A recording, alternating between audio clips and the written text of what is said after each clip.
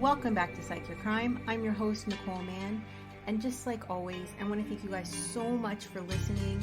I always say this literally every episode, but I'm so happy to know that I have listeners from all over the world. I never ever thought that I would reach people outside of the United States. I always just thought it would be my family. So when I see that I have new listeners from other countries, I get really excited. Ecuador, I see that more people from Sweden are listening, and that just always amazes me that I see people from other countries, especially places that I someday hope to visit. So I thank you guys so much. You join the Patreon. We do have tiers that allow you to request crimes. The reason I put that in there is because not a lot of crimes make international news, so you may have interesting crimes that I would never have heard of. So please head over there. The merch store is up and live as well. Those are just a couple of ways that you can show your support, as well as listening, which you already do. So thank you so much. You guys may have noticed there's a little bit of quality fluctuations. I started a different job, so I'm working much earlier, so I have to record earlier. And unfortunately, my street kind of sometimes is like a drag race, not the good kind. And so luckily, I've gotten some nice days where I get to record later, but recently there have been some days, like I said, it being summer, people are out with their muscle cars, so I'm doing my best to edit that out. I started this one and had to stop because not only were there tons of really loud muscle cars, but then suddenly, apparently there was a fire, so there were lots of ambulances and police cars, and then as soon as they stopped, somebody decided to go into my parking lot and have what they thought was going to be a block party, until luckily the police from the fire came over to ask them to stop. So I'm working on it. I'm trying to soundproof the window so that the time of day doesn't matter. So kind of bear with me as I deal with those kind of fluctuations in the audio. Like I said, I'm working on it. But thank you so much. And today we're going to look at a yoga cult. And the reason that I wanted to do this is because there is a lot of conversation behind what makes a yoga movement a cult. Like, when does it go from just being a movement of spiritual enlightenment and self-betterment to an actual cult? And so that's what we're going to look at today. All cults share some important features. One of the most notable is the presence of a charismatic figure who rules over the cult with unquestionable authority. In many cults, this figure may be an ordinary, everyday person, but they have an extraordinary ability to command the attention and obedience of a relatively small and obedient group of impressionable followers. Some cult leaders enjoy an additional layer of legitimacy. They are ordained religious figures with a recognized mantle of spiritual leadership. In effect, they have a mandate to rule, and in theory, it should be benignly over those that are in their charge. That official mandate may allow them to attract an unusually large flock of followers. Many of them will be well educated and socially influential. They're people who are eager to receive spiritual guidance or merely just bask in the leader's presence. Yoga cults tend to fit this pattern. Many have at their top a charismatic guru who are steeped in Eastern mysticism. Many, but not all, of the guru represent ancient and highly esoteric lineages of yoga practices that are rooted in different currents and interpretations of Hinduism, in some cases, Buddhism. Many begin their ministry with followers from their native land, typically India. However, once they begin branching out into the Western world, their sphere of influence and star status, abetted by celebrity followers, widened considerably. Indian sages first began arriving in the United States in the late 19th and early 20th century, but they were initially treated as oddities, even appearing at the New York World's Fair alongside exotic pets such as tigers and circus acts. However, it wasn't until the 1960s, with the explosion of counterculture, that they attracted mass followings, especially young, disaffected people. Now, we touched very, very briefly about Ram Dass, who was known for much of the counterculture movement as Dr. Richard Alpert. He, along with Timothy Leary, ran the psilocybin drug trials out of Harvard. That turned into Leary and Alpert selling LSD to the masses. They didn't tell people what it was for, and, well, that led to what people thought were bad trips. Now, Leary, he went on to take credit for the counterculture movement and became public enemy number one of Nixon, while Alpert decided to look on for spiritual enlightenment. He went to India and became the guru known as Ram Dass. Many people think that he was dangerous because he did inspire other cults, while other people think that he was just not as enlightened as he may have thought, and many people may have thought, because of the damage he left in his wake. I had trouble finding the information. Like, there was many different ideas, like people had different opinions about him, but there wasn't a lot of facts to be able to back it up. So I didn't really want to do a podcast based entirely just on people's opinions. Many young people that were dodging the draft, experimenting with sex and drugs, and turning away from established institutions such as organized Christian religion were drawn to these ways. Under the pop culture sway of groups like the Beatles, who extolled the virtues of Eastern religion, they began to flock to a succession of Indian gurus who promised them releases from the stress of a 9-to-5 job and conventions like marriage and tenets of Western materialism. The gurus that arrived on American shores, beginning with young Tibetan Buddhist Shogwam Rinpoche, were not so naive as their followers. The gurus were eager to share their sacred wisdom and to see it take root in the world's most powerful nation. Most harbored doubts that Americans were psychologically or emotionally prepared to accept the sacrifices and rigors of Eastern mysticism, to forego their sensual pleasures, and to surrender their strong will and egos to a divine force. But they too found themselves tempted by the unconditional devotion that they would soon receive.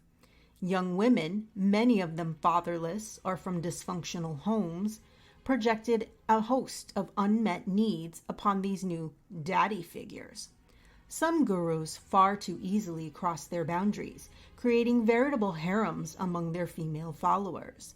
Others, according to published testimonies from victims and survivors, imposed themselves by force on women that they thought were attractive, often portraying their conquests as spiritual tests of their disciples' obedience and loyalty.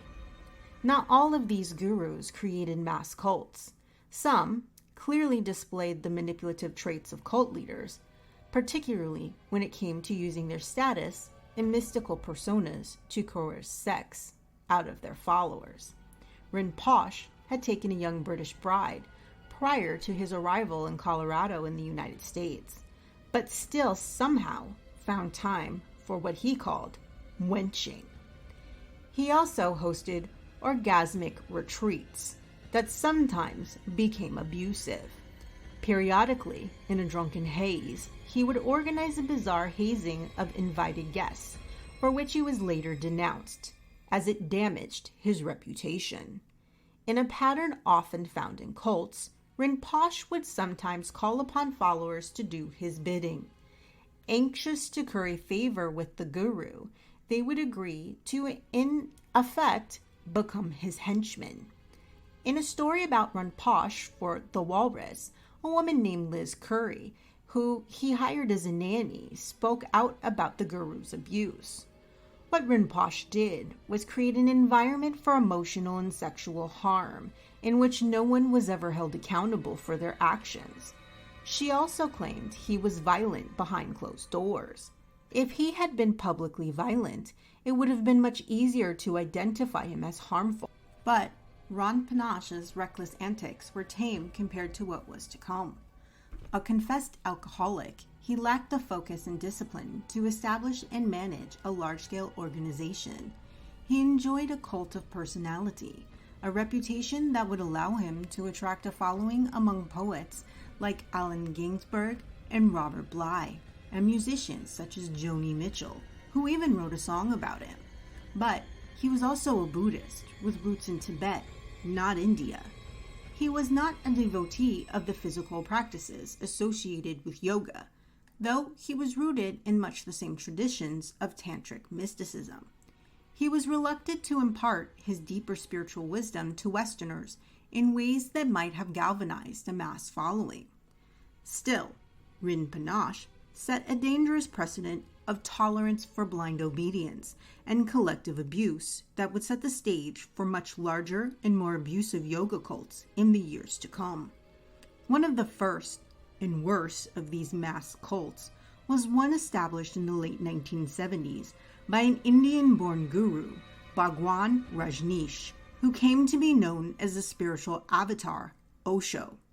Rajneesh set out to create an entire community of dedicated followers and used his mesmerizing collective meditations and unbridled sexual orgies to bind them to his directives. Former Osho disciple Rosalind Smith told The Print how Rajneesh's teachings led to an environment where women lost agency over their sex lives. The lingo at the ashram was say yes, and say yes meant say yes to life. One man made an approach to me, and I wasn't in the least bit interested, but I felt guilty to refuse him because I wasn't saying yes to life. When Osho and his followers eventually came under siege, they picked up and moved overseas to rural Oregon, where they soon came into conflict with the local residents. Osho's followers, at his behest, began killing animals and conspired to murder a U.S. attorney, and they even poisoned the local water supply. During the ensuing conflict, federal authorities moved in, disbanded the cult, and deported Osho back to India. The Osho experience featured another key feature of most modern-day yoga cults: the guru's accumulation of personal wealth and a lifestyle of unbridled luxury. This pattern became even more visible in the case of Yogi Bhajan, who set up shop in Los Angeles beginning in the late 1960s. Over the next 4 decades, he established a spiritual empire that encompassed the world's 4 continents. Like his contemporary, Bikram Choudhury, the founder of Bikram Hot Yoga, who soon formed his own cult, Bhajan attracted a following among Hollywood celebrities and amassed a personal fortune that included expensive jewelry, a fleet of luxury cars, and like many other gurus, he fancied Rolls Royces, a luxury mansion in Beverly Hills, and desert ranches in both New Mexico and Southern California. He was also influential in politics, with close ties to New Mexico Governor Bill Richardson. When Bhajan died in 2008 at the age of 75, Richardson even ordered the state flag to be flown at half-mast in his honor. Bhajan's cult also featured the creation of a personal harem and a cult-like following.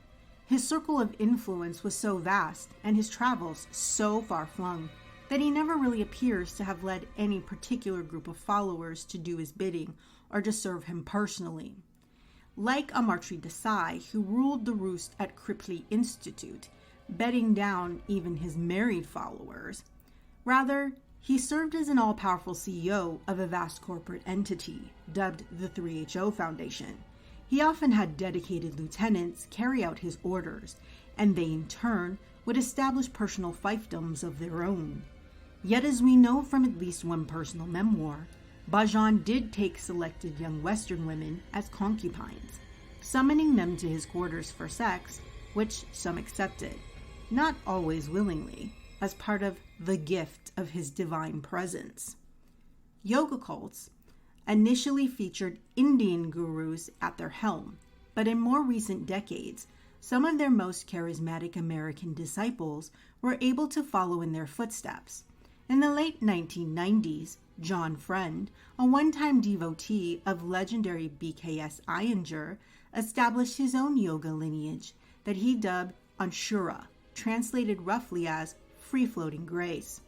Friend, with his hip, easygoing style and sporting a goofy grin, quickly attracted hundreds of thousands of young millennials, mostly women, who preferred a more down-to-earth Western guru with a modern sensibility.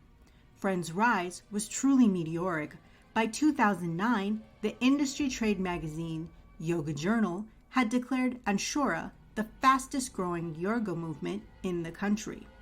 But within 3 years, the burgeoning Friend empire, which included plans to build a yoga theme park, collapsed. Friend faced charges that he had engaged in ritual sex with married followers and had cooked the organization's books. Several of his most prominent female lieutenants turned on him publicly, and the Anshura corporate organization, which he ran but did not completely control, voted him out. Friend's rapid rise and fall illustrates how difficult it might be for yoga cults to survive in today's Me Too world, where standards of transparency and accountability are much higher than they once were.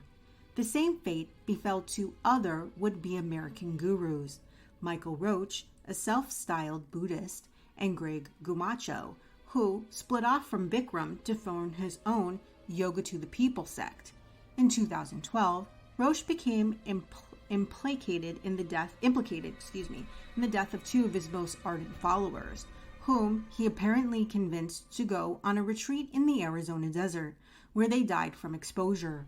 Gumacho billed himself as a more democratic alternative to the notoriously tyrannical Bikram, but turned out to be just as manipulative in his own cult-building endeavors.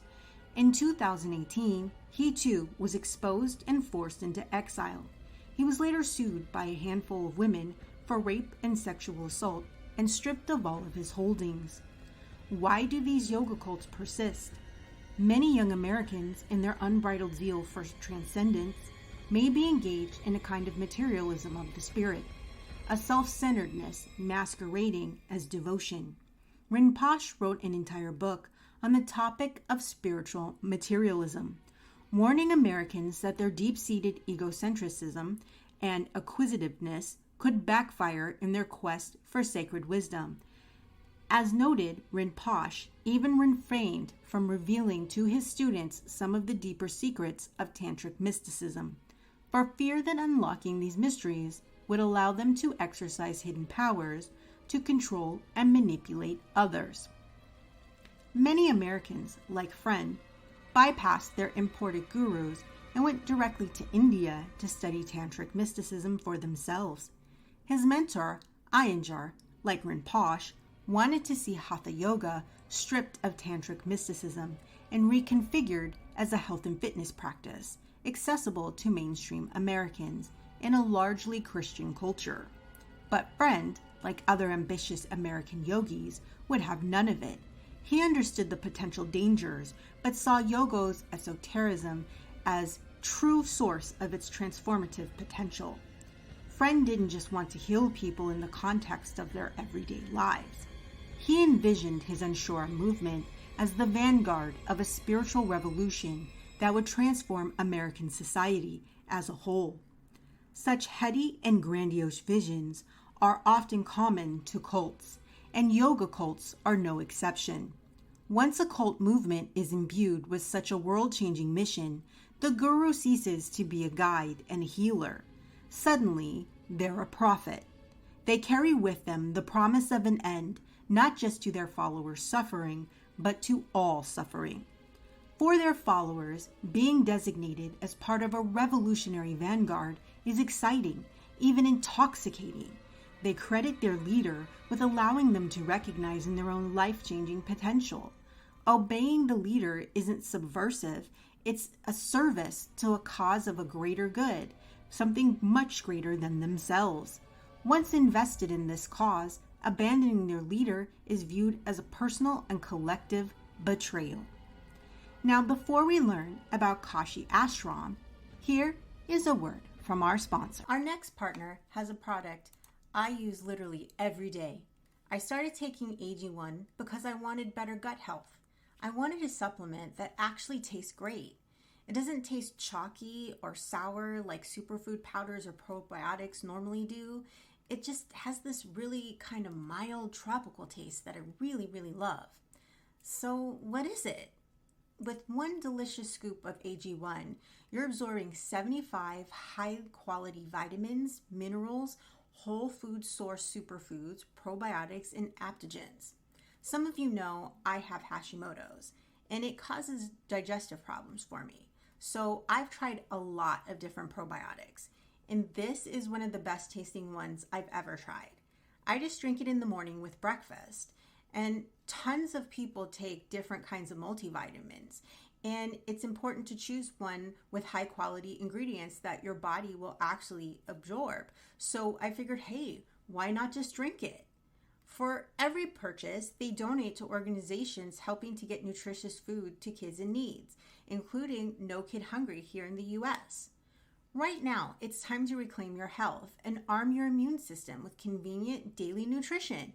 It's just 1 scoop and a cup of water every day. That's it. No need for a million different pills and supplements to look out for your health. And to make it easy, Athletic Greens is going to give you a free 1-year supply of immune-supporting vitamin D and 5 free travel packs with your first purchase. All you have to do is visit athleticgreens.com/emerging. Again, that's it. athleticgreens.com/emerging to take ownership over your health and pick up the ultimate daily nutritional insurance.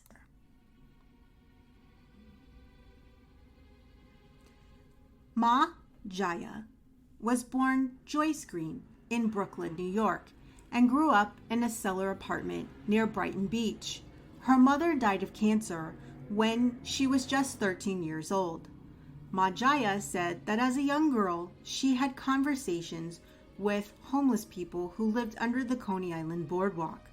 The interactions strengthened her desire to serve the needy and ultimately led her to spend more time on Coney Island, where she eventually met her future husband, Sal Di Fiore.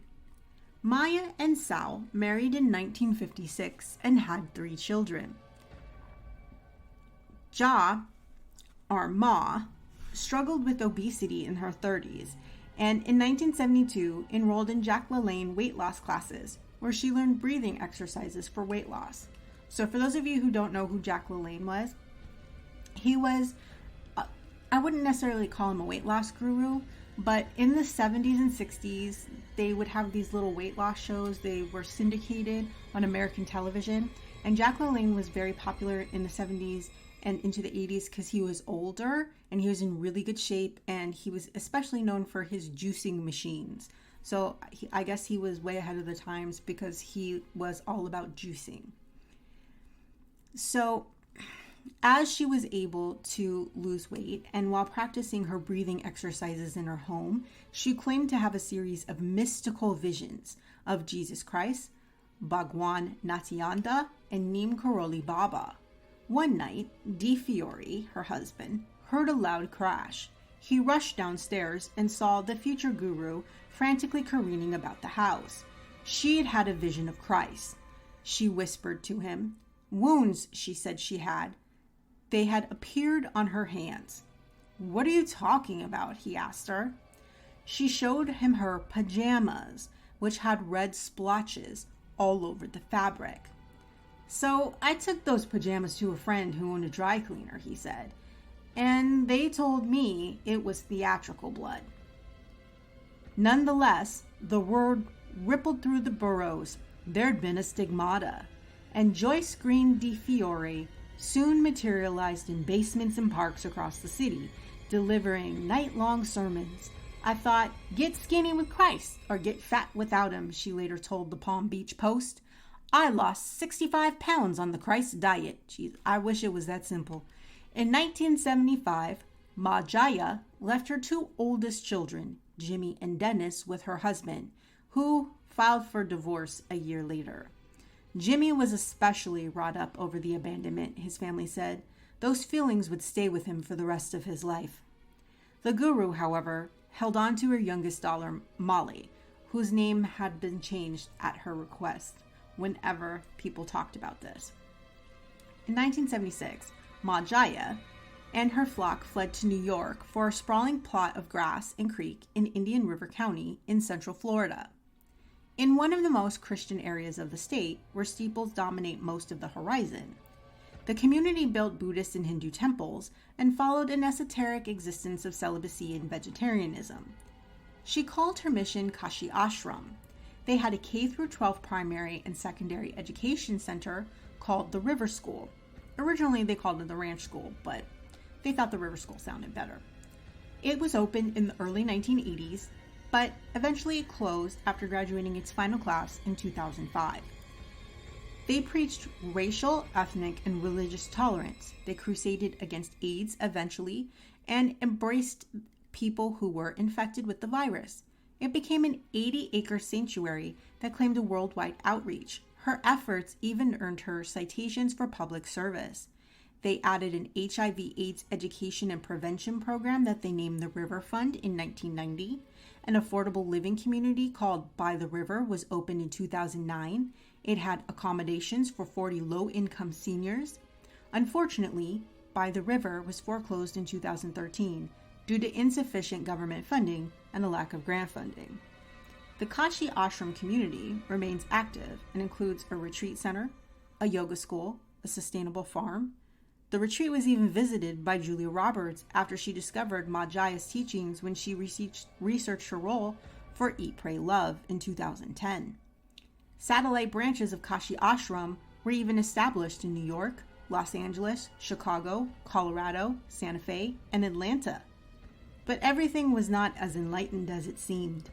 She told her followers she was the one who could swallow their pain and make it vanish. She said, and I quote, "When Christ first came to me, when I anxiously waited for him to appear, afraid that he would, but more afraid that he wouldn't, I turned on every light in my house. When he appeared then, my house looked dark due to his brightness. The house looked dark. But this guru is greater than God. Flesh man knows. The guru you can see and touch and feel. God, unless you're perfect, you cannot. The guru is greater than God." Now, this from a 1977 retreat in California until her death in 2012. This is what caused Ma Jaya's infallibility. It was absolutely unquestioned by her followers. At an isolated Florida ranch near Sebastian, she surrounded herself with hundreds who would abandon their homes and their families to worship her like a deity. "I am breath," she would tell them. "I am inside you." This was about finding a way to God, remembers one longtime resident who traveled all the way from California. For those of you who are not from the U.S., it means they traveled all the way from one side of the country to another. If you were to drive, that's roughly about a week-long car trip. Hundreds of others arrived, bedraggled from the road, and there was Ma, grinning and bejeweled. She hugged them. She called them child. Together they promised to serve humanity. In the name of spirituality, Ma Jaya bestowed on them Hindu names and forbade recreational sex, according to interviews with 8 former residents. Without warning, she would order marriages between devotees who barely knew each other. Ma married Chandra and Madhava on the spur of the moment last Sunday. One follower wrote in her journal in 1981, "They seemed really happy about it." But then, a few weeks afterward, she wrote, "She doesn't care about how happy she makes us or how miserable she makes us either." Those who condemned Ma emerged in a vicious 2001 divorce between former Kashi resident Richard Rosenkrantz and his wife Gina, who remains at the ashram to this day. In court filings, several ex-church members remembered scenarios where they say constitute mind control. One afternoon in the early 1980s, Richard Rosenkrantz dipped his entire head into a vat of red paint. When asked what had happened, he answered he had gotten a message from Ma. Or they recalled Ma Jaya's sudden fixation on children after she had had several miscarriages with her new husband, Sose Cho. Roseanne Henry is a former ashram resident who's now a psychologist in Littleton, Colorado. "My husband and I wanted to have a child in 1981. she remembered in a deposition that was logged in the Rosencrantz divorce case. But we had to ask her for permission. Before she entered into labor in October 21st of 1981, Henry says she dyed her blonde hair black to impersonate Ma Jaya. She even signed the guru's name on her daughter's birth certificate. Then, after she was wheeled out of Jackson Memorial Hospital in Miami, carrying her newborn child, she spotted a van full of Kashi followers. Without hesitation, she handed over her daughter, who was secreted back to the ranch. Henry testified to all of this in court, adding she did this because she believed Ma Jaya to be the Divine Mother. In all, 4 mothers from 1978 to 1982 signed Ma Jaya or her husband's name on their children's birth certificate as the biological parents, which, by the way, is illegal in the United States. You can give up your parental rights while you are pregnant, and then you can put someone's name on a birth certificate with parental rights.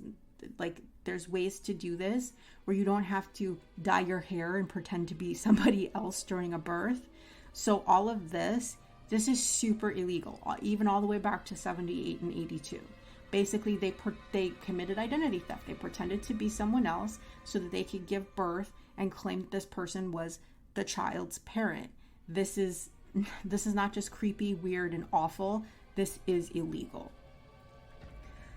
After Henry took back his daughter, Ma Jaya descended into aplexy, which is a kind of absolute rage. She was completely outraged that the child had been taken from her, Conti testified. She was trying to scheme all the ways to try and kidnap her back. In the following months, Henry said Kashi delivered stuffed animals and bicycles to the front step. In Littleton, agents of the Kashi ashram stalked her child. At one point, Roseanne Henry said in her 2001 deposition, "I had to decide if I was going to have to hire a bodyguard for my child." Another disputed tale emerged weeks after Henry's child was born. On the night of December 10th, Ma Jaya's followers called into the main house at Kashi ashram for their nightly prayer session. The guru, at the time, was on speakerphone. Dozens packed into the room, cluttered with urns and statues, and over the phone, the guru launched into a monologue.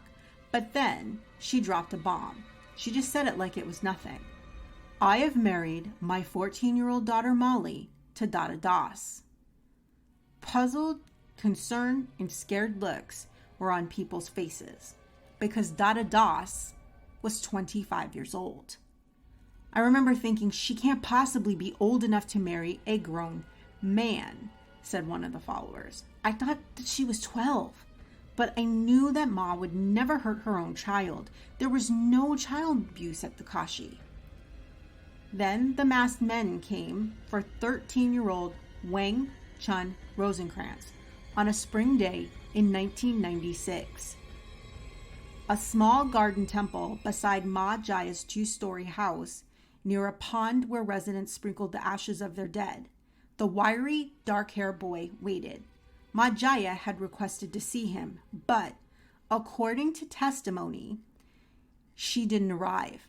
Instead, 2 masked men grabbed the boy. They put duct tape over his mouth and restrained him. And then they whipped him with rock-laden socks. Ma Jaya, and Conti, who was her confidant and treasurer, were allegedly outside her house, and she was ecstatic, Conti claimed. The poor child came out completely bloodied. Weeks later, the men donned ninja outfits again and savaged the child again. But this time, it was in clear sight of Ma Jaya's house. The guru watched the violence with Conti and several others. Wang Chun allegedly crumpled into a fetal position and just wept. His face was awash in blood. Ma Jaya, Conti said, had a strange look on her face, and she just kept saying, "Hit him harder, hit him harder." The beatings were punishment. The boy, remember, He was a 13-year-old boy. The boy had declined to have sex with a girl at the ranch his same age. And Ma Jaya did not want to hear that. She started calling him a pervert and cursing at him. Okay, wow.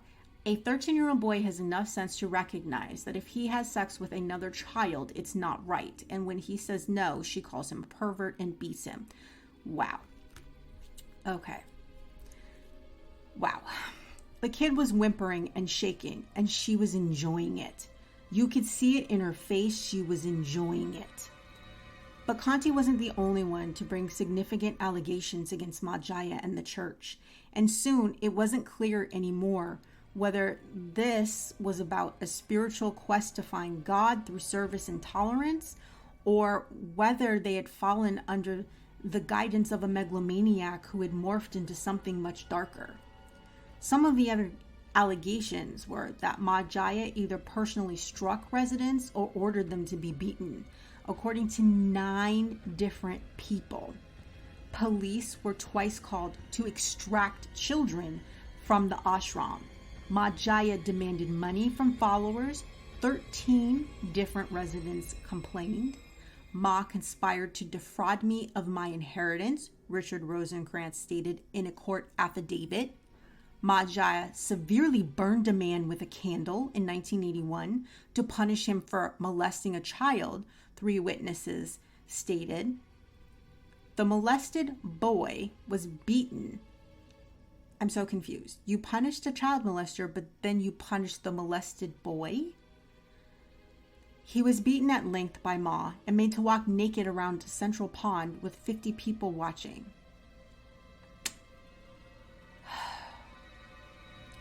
Recalled one of the witnesses. His penis was then colored black with a magic marker.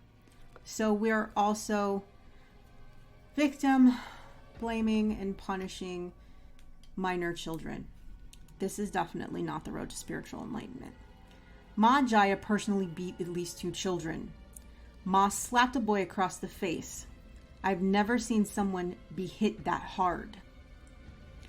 We also saw Ma slug a 2-year-old in the arm.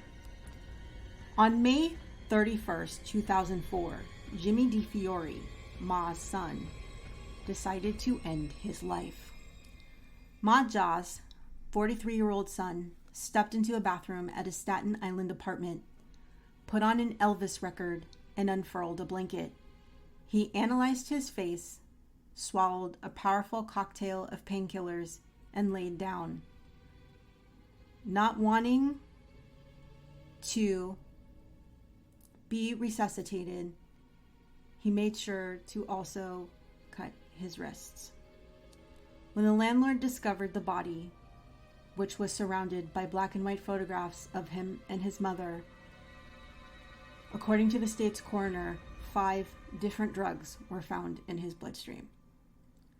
Of all the stories swirling around Ma Jaya and her Kashi Ranch, perhaps the most tragic are those of her children. Jimmy was 14 when his mother left for Florida. He grew up street tough, charismatic, and dirt bike obsessed. But there was a deep sadness behind his toothy grin. He had so much going for him, but he was stuck, said his younger sister Molly. He couldn't get out of that time period. He couldn't stop being 12. But Jimmy kept Sal, his father, his sister Molly, who left the Kashi ashram when she was 20, at a distance. The week before Jimmy ended his life, he checked into a hospital in Staten Island, riddled with a drug addiction and depression. Every night that week, he called Molly, who says she phoned their mother and said, "Jimmy needs your help." Her response, "You selfish bitch. I have people dying of AIDS and someone dying of cancer. I have more important things to worry about." Okay. Wow. Wow. And this is many times the problem with people who run cults. They think that everything is more important than their family. their mission, what they're doing, and they will absolutely tell their family members to their face that they don't care about them because it doesn't fit the narrative that they're putting forth to their followers. Their followers are the most important thing to them, and many times their family members fall to the wayside. After the suicide, Ma Jaya claims to have been shattered by grief. The morning of June 9th, the guru wrote an email to her followers saying, "So many of you know how close Jimmy was to us, especially to me, his mommy. He proudly sat by his mom, watching her take care of so many. All he had to say over and over is, 'I'm proud of you, mommy.' His last words were, 'I love you more than anyone, my mommy, and I just want to sleep, mom. I just want to sleep.'" However, Jimmy had a child, and his 13-year-old daughter, Alexa, discovered this note and was absolutely enraged. On the evening of June 12th, she responded with an email of her own. Her father, she wrote, to the entire congregation, never said that. I just want to show people what a terrible thing Joyce, yes, her name is Joyce, is. What a bitch. This may be hard to hear or believe, but as long as you have lived on that ranch, you have been lied to. My grandmother does not care about my dad. She didn't care about him when she was alive, and she definitely doesn't now. My dad had a lot of mental problems, and Joyce just added to them. She helped to kill him. Then the girl signed the note. I've heard of many people Joyce brainwashed. One day she will get caught, and I can't wait.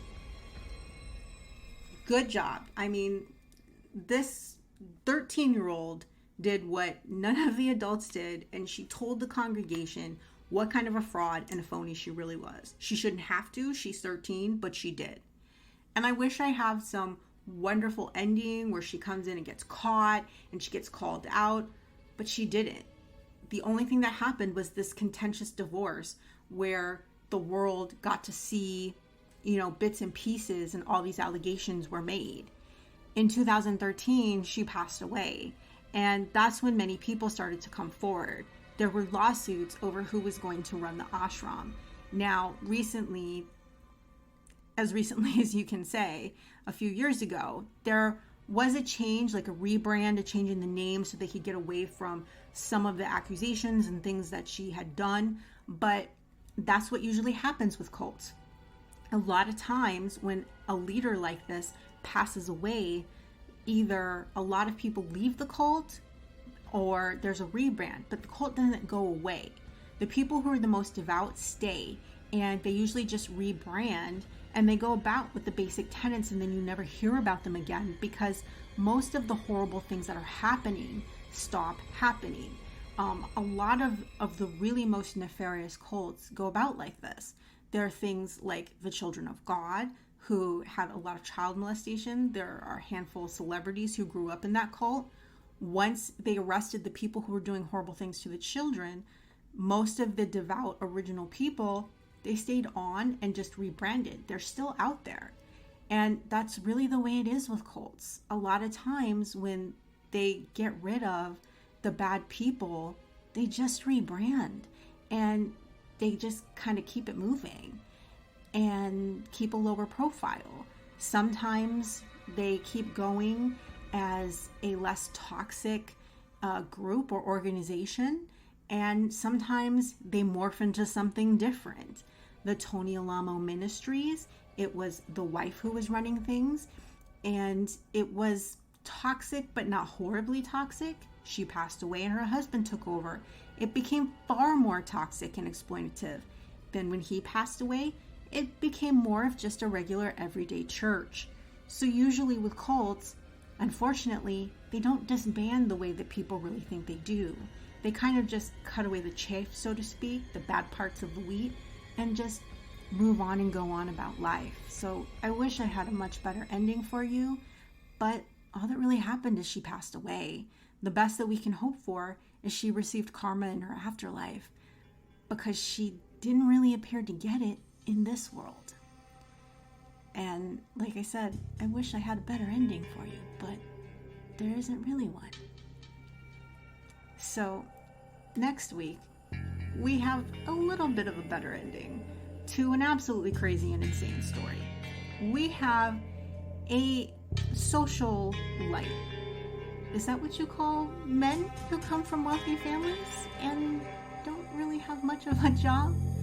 Anyway, who had mental health problems and committed a heinous crime, and then put on quite a show in the courtroom. And that begs the question, did he commit the crime because of mental illness, or did he commit the crime because of entitlement? So, in the meantime, I hope you sleep better, knowing the how and why people do such awful things.